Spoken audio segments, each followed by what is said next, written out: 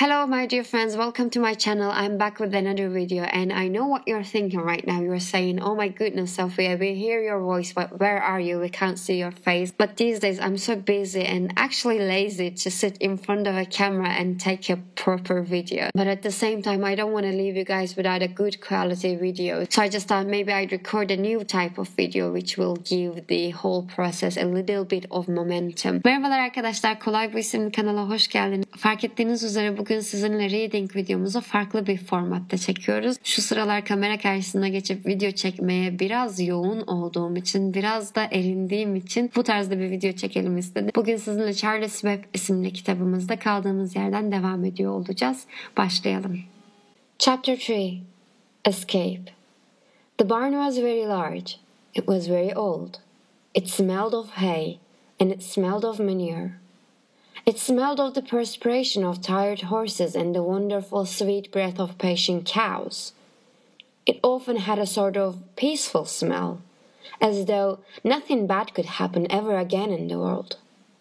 It smelled of grain, and of harness dressing, and of axle grease, and of rubber boots, and of new rope. And whenever the cat was given a fish head to eat, the barn would smell of fish. But mostly it smelled of hay, for there was always hay in the great loft up overhead. And there was always hay being pitched down to the cows and the horses and the sheep. The barn was pleasantly warm in winter when the animals spent most of their time indoors. And it was pleasantly cool in summer when the big doors stood wide open to the breeze.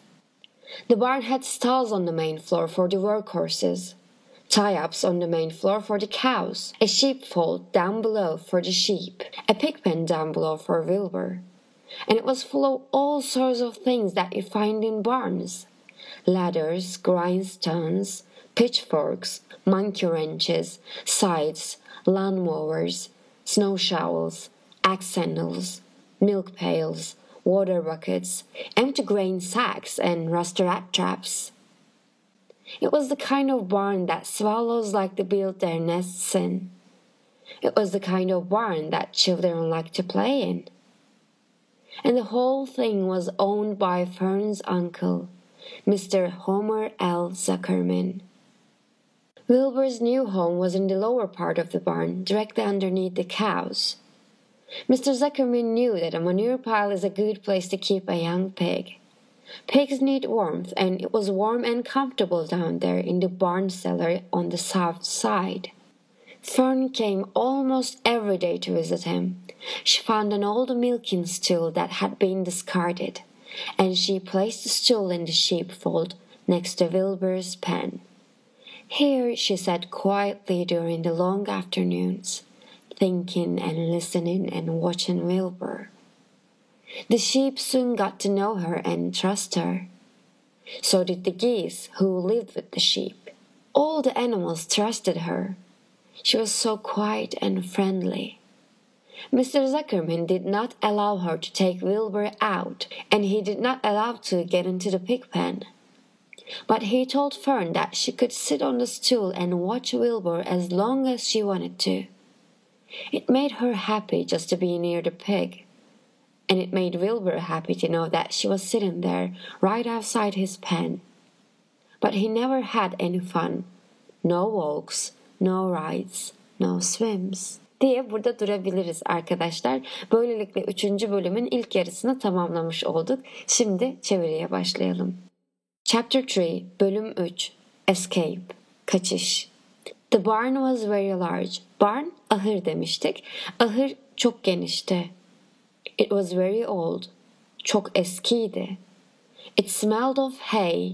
Hay saman için kullanılan bir ifade ama biz straw için de saman demiştik. Türkçe'de bu iki farklı terim için farklı ifade var mı bilmiyorum ama hay hayvanların beslenmesi için kullanılan, daha koyu renkli ve oval şekilde sarılan saman için kullanılan kelime. Straw ise ahırlarda bulunan ve dikdörtgen şekilde daha açık renkli, sarı renkli olan hayvanların yuvalarını, yatacak yerlerini oluşturan saman için kullanılan kelime. O yüzden saman diye çevirecek olsam da hay'i straw'dan ayırıyoruz. It smelled of hay, saman kokuyordu.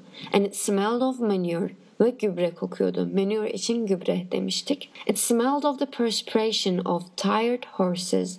It smelled of şöyle koktu. Perspiration. Perspiration ter demek. Ter koktu. Of tired horses. Yorgun atların teri kokuyordu. And the wonderful sweet breath of patient cows. Hasta ineklerin muhteşem tatlı nefesleri kokuyordu. It often had a sort of peaceful smell. Sort of çeşit demek. Şu çeşit bir kokusu vardı. Ne çeşit? Of peaceful smell. Çoğunlukla huzurlu bir kokusu vardı. As though sanki nothing bad could happen.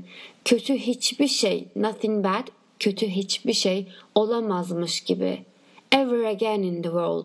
Dünyada bir daha asla kötü bir şey olamazmış gibi kokuyordu. It smelled of grain. Grain tahıl demek. It smelled of grain. Tahıl kokuyordu. And of harness dressing. Şimdi burada birkaç tane terim gelecek ard arda ve bunlar tamamıyla hayvan bakımı, ahır kültürüyle alakalı şeyler. O yüzden birazcık bu alanda terim bilgisine de sahip olmak gerekiyor. Mesela harness dressing. Harness koşum demek. Bu atların üzerine takılan kayışlar vardır ya, harness, ona koşum, kayış deniliyor.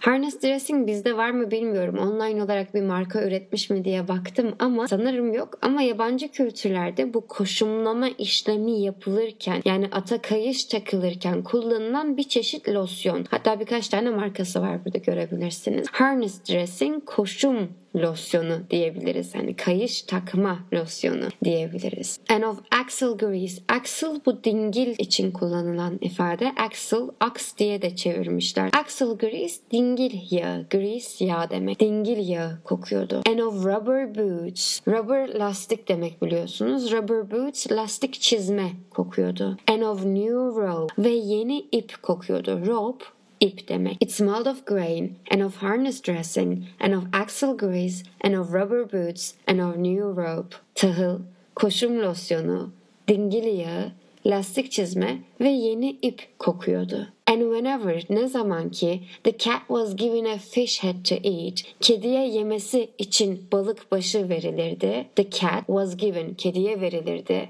A fish head to eat, balık başı verilirdi. The barn would smell of fish. Ahır balık kokardı. But mostly it smelled of hay. Ama çoğunlukla saman kokuyordu. For there was always, for çünkü diye çevirebiliriz. There was always hay. Saman olduğu için. In the great loft. Great büyük demek. Loft da tavan arası demek. Up overhead. Yukarıda büyük tavan arasında hep saman olduğu için çoğunlukla saman kokuyordu diye çeviriyoruz. And there was always hay being pitched down to the cows and the horses and the sheep. And there was always hay. Her zaman şöyle bir saman vardı. Being pitched down. Being, şu haldeki bir saman vardı. Nasıl haldeki bir saman vardı? Pitched down. Pitch aşağı doğru düşmek diye çevirebiliriz. Pitch down belki sarkmak diye bile çevirebiliriz. Aşağı doğru meyleden. Pitched down to the cows and the horses and the sheep. İneklere, atlara, koyunlara doğru düşen, sarkan, meyleden saman vardı her zaman. The barn was pleasantly warm in winter. The barn, ahır, was pleasantly warm in winter. Pleasantly'yi hatırlarsanız daha önce görmüştük. Hoş bir şekilde. Ahır kışın hoş bir şekilde sıcaktı. When the animals spent most of their time indoors. Hayvanlar zamanlarının çoğunu içeride geçirdiklerinde, indoors, içeride geçirdiklerinde, ahır hoş bir şekilde kışın sıcak olurdu. And it was pleasantly cool in summer. Ve yazın hoş bir şekilde serin olurdu. When the big doors stood wide open to the breeze. When the big doors, büyük kapılar stood, şöyle durduklarında, stood, durmak. Wide open. Wide open, açık demek. Apaçık durduklarında. To the breeze. Breeze de esinti diye çevirebileceğimiz kelime. Büyük kapılar esintiye doğru apaçık durduğunda ahır yazın hoş bir şekilde serin olurdu. The barn had stalls on the main floor for the workhorses. The barn, ahır, had stalls. Stall, ahırlarda tek tek atlar için ayrılmış olan bölmelere verilen isim. The barn had stalls on the main floor. Main floor, ana katta. Floor, kat demek. Workhorses, iş atları, iş gören atlar. The barn, ahır, had stalls on the main floor. Ahırın ana katta işçi atlar için bölmeleri vardı. Tie-ups on the main floor for the cows. Tying up aslında bağlamak demek. Tie-up da burada isim olarak inekleri bağlamak için kafalarına takılan o kayışlar için kullanılıyor. Tie-ups on the main floor for the cows. Ana katta inekler için kayışlar vardı. A sheepfold down below for the sheep. Sheepfold koyun ağılı demek. Ağıllar biliyorsunuz hayvanlar için ayrılmış özel bölmeler oluyor. Koyunlar için altında bir alt katta yani ana katın altında bir koyun ağılı vardı. A pig pen down below for Wilbur. Pig pen domuz ağılı için kullanılan ifade. Hatta pig pen demese de sadece pen dese de domuz ağılı olduğunu anlıyoruz. Domuzlar için ayrılmış olan bölme. Alt katta Wilbur için bir domuz ağılı vardı. And it was full of all sorts of things that you find in barns. And it was full of doluydu. Neyle doluydu? All sorts of things. Bütün şu çeşit şeylerle. Ne çeşit şeylerle? That you find in barns. Ahırlarda bulduğunuz, ahırlarda bulabileceğiniz her çeşit, envai çeşit şeylerle doluydu. Ladders. Ladder, merdiven demek. Merdivenler. Grindstones. Grindstones, değirmen taşları. Pitchforks. Pitchforks isminden de anlaşılabileceği o çatala benzeyen dirgenler vardır ya. Pitchforks, dirgenler, yabalar. Monkey wrenches. Monkey wrenches maymun anahtarı diye çevirebiliriz ki böyle de kullanılıyor. Ben böyle kullanıldığını bilmiyordum. Bizim İngiliz anahtarı olarak bildiğimiz alet. Scythe. Scythe tırpan demek. Lawnmowers, çim biçme makineleri, snow shovels, kar kürekleri, shovels biliyorsunuz kürek demek, axe handles, axe'i daha önce görmüştük balta demek, axe handles, balta sapları, milk pails, süt kovaları, water buckets, yine su kovaları. Pail ve bucket aslında iki aynı şey. İkisi de kova demek ama milk için pail'i kullandı. Water için bucket'i kullandı. Milk pails, süt kovaları, güğüm diye çevirebiliriz belki. Water buckets, su kovaları. Empty grain sacks. Sack, çuval demek. Empty grain sacks, boş tahıl çuvalları. And rusty rat traps. Rusty, paslı demek. Paslı fare tuzaklarıyla doluydu diye en başa bağlıyoruz. Farkındaysanız hem burada hem de bir önceki cümlede başta özneyi verip sonra tek tek nesneleri sıraladı. It was the kind of barn that swallows like to build their nests in. Swallow kırlangıç demek. Swallow kırlangıç demek. Swallows kırlangıçlar. Nest'e gelince nest de yuva demek. It was the kind of barn. Şu çeşit bir ahırdı.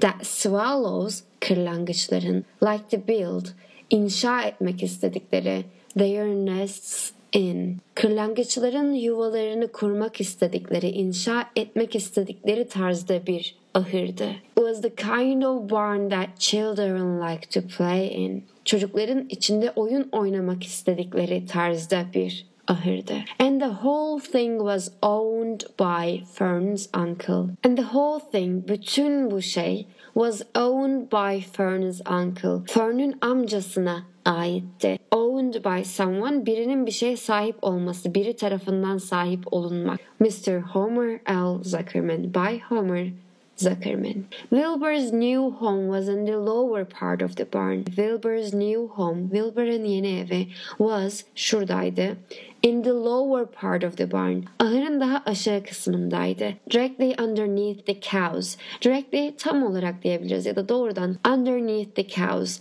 İneklerin altındaydı. Underneath, altında. Mr. Zuckerman knew that a manure pile is a good place to keep a young pig. Manure'un gübre olduğunu, manure pile'ın da gübre yığını olduğunu bir önceki bölümde konuşmuştuk.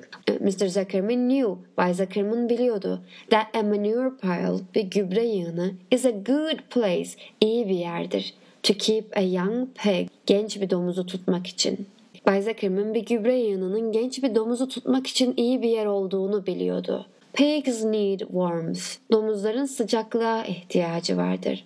It was warm and comfortable. Sıcak ve rahattı. Down there, aşağıda. In the barn cellar, on the south side. Ahır bodrumunda, ahır mahzeninde, güney yakasında sıcak ve rahattı. Fern came almost every day to visit him. Fern neredeyse onu ziyaret etmeye her gün geldi. She found an old milking stool. Stool, 3 ayaklı bir tabure. Milking stool, süt sağmak için oturulan küçük tabureler, iskemle diye çevireceğim. That had been discarded. Discarded, atılmış olmak. Atılmış olan bir süt sağma taburesi buldu. And she placed the stool in the sheepfold. Placing something, bir şeyi yerleştirmek, bir şeyi bir yere koymak. Place the stool, tabureyi yerleştirdi. In the sheepfold, koyun ağılına yerleştirdi. Next to Wilbur's pen. Wilbur'ın ağılının yanına yerleştirdi. Here she sat quietly. Burada sessizce oturdu. During the long afternoons. Uzun öğleden sonraları boyunca. During, esnasında diyebiliriz, boyunca diyebiliriz. Thinking and listening and watching Wilbur. Wilbur'ı düşünerek, dinleyerek, izleyerek burada uzun öğleden sonralarında sessizce oturdu. The sheep soon got to know her and trust her. The sheep, koyunlar, soon, yakın bir zamanda, got to know her, onu tanıdılar, tanımış oldular. And trust her, ve ona güvendiler. Koyunlar yakın bir zamanda onu tanıdılar ve ona güvendiler. So did the geese. Geese, kazlar demek. Kazlar da aynı şekilde. Who lived with the sheep. Koyunlarla beraber yaşayan kazlar da öyle. All the animals trusted her. Bütün hayvanlar ona güvendi. She was so quiet and friendly. Çok sessizdi ve arkadaş canlısıydı. Mr. Zuckerman did not allow her to take Wilbur out. Bay Zuckerman did not allow her. Ona izin vermedi. To take Wilbur out. Wilbur'ı dışarı çıkarmasına izin vermedi. And he did not allow to get into the pig pen. Ve domuz ağına girmesine de izin vermedi. But he told Fern, ama Fern'e şunu söyledi. That she could sit on the stool, taburede oturabileceğini, and watch Wilbur, ve Wilbur'ı izleyebileceğini, as long as she wanted to. İstediği kadar taburede oturabileceğini ve Wilbur'ı izleyebileceğini söyledi Fern'e. It made her happy just to be near the pig. It made her happy. Onu mutlu etti.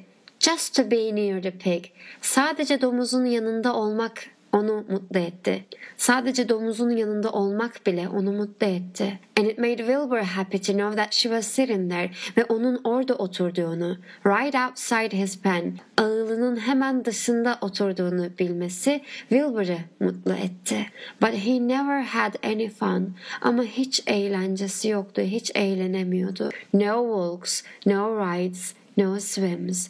No walks, yürümek yok. No rides, sürülmek yok. No swims, yüzmek yok. Bu okuma seansımızı da burada bitirmiş oluyoruz. Hepinize iyi çalışmalar diliyorum. Lütfen kanala abone olmayı, beğenip arkadaşlarınızla paylaşmayı unutmayın ki ihtiyacı olan insanlara ulaşmış olsun. Aşağıda açıklamada linkleri bırakıyor olacağım. Orayı kontrol edersiniz. Reading videoları boyunca bölüm bölüm öğrendiğimiz, işlediğimiz bütün kelimeleri liste şeklinde kolay.bu Instagram hesabımda paylaşıyor olacağım. O yüzden isterseniz beni kolay.bu isimli Instagram hesabımdan ve dilerseniz kişisel Instagram hesabımdan takip edebilirsiniz. Hepinize iyi çalışmalar diliyorum. Bir sonraki videoda görüşmek üzere. Hoşça kalın.